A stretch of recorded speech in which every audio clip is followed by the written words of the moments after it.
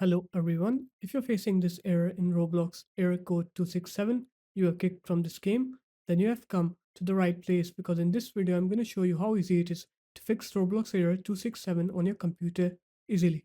So the first thing you're going to do is you're going to open up your start menu. You're going to write here network reset. You're going to click on reset now right here next to network reset. And after that, you're going to open up your start menu again. You're going to write here Roblox. You're going to click on to open file location.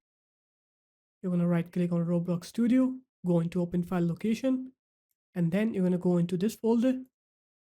You're going to right click on Roblox Player Installer, go into properties. You're going to go into compatibility. Make sure run this program as an administrator is checked. Click on OK then, and then you can go ahead and play the game. I'm going to show you that my game works now.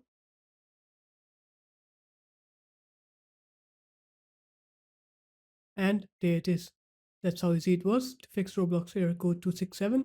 If you guys found this video helpful, make sure to leave a like, comment, and subscribe to the channel. And I'll see you in my next video. Peace.